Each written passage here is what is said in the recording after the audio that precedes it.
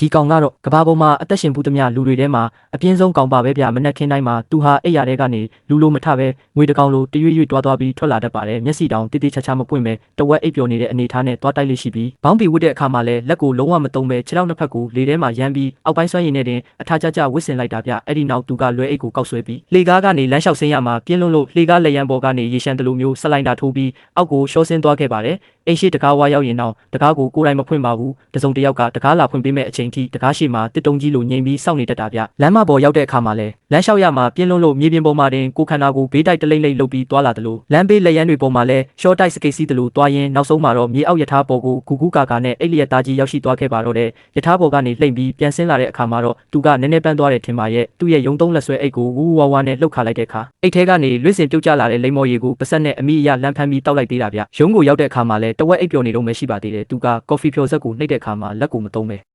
ခြေထောက်ကိုပဲလေထဲမြောက်ပြီးကျွမ်းကျင်စွာနဲ့အော်ရာမာလိုက်ပြီးသူ့ရဲ့စပွဲခုံစီကိုတရွေ့ရွေ့သွားပါတယ်ဒါပေမဲ့မယုံနိုင်စရာကောင်းတာကဒီလိုအိတ်ချင်မှုတူပုံစံကြီးနဲ့တင်သူဟာဒေါ်လာ2သိန်းတန်စီးပွားရေးအယောင်းဝယ်တစ်ခုကိုအောင်မြင်စွာလှုပ်ဆောင်နိုင်ခဲ့တာဗျဒါတင်မကသေးပါဘူးသူ့ရဲ့အထက်လူကြီး boss ဒေါ်လာ1တန်းတန်စာချုပ်ကြီးချုပ်ဆိုနိုင်ဖို့အတွက်ကိုလည်းဘေးကနေညံကြီးရှင်လူမျိုးကူညီပေးလိုက်ပါသေးတယ်အဲ့ဒီနောက်သူကအိမ်သာသွားပြီးတေးပေါက်တဲ့အခါမှာလည်းမျက်စိမိတ်လျက်သားကြီးအိပ်ပျော်နေတော့မှဖြစ်ပါတယ်ဗျအလုတ်ဆင်းလို့ညပိုင်းပါတီကိုသွားတဲ့အခါမှာတော့ပိုပြီးစမ်းကြဲသွားခဲ့ပါတယ်သူကကျမ်းပြင်ပေါ်ကနေလုံးဝထမတ်တက်မရက်ပဲလဲလျက်သားကြီးအတိုင်းတကယ်ကိုအမိုက်စားကဘာကျော်dance squad တွေကိုအပီပြင်ပြသလိုက်တာဗျဒါကိုမြင်လိုက်ရတဲ့အခါပါတီထဲကမိန်းကလေးတွေအားလုံးဟာယူခမတက်ဖြစ်သွားကြပြီးအပြင်းထူလုံးပေမဲ့အထာကြလုံးနဲ့ဒီကောင်ကိုနေရာမှာတင်တရားဆက်ဝိုင်းပြီးအချစ်ကြီးချစ်မိသွားကြပါတော့တယ်ဗျာ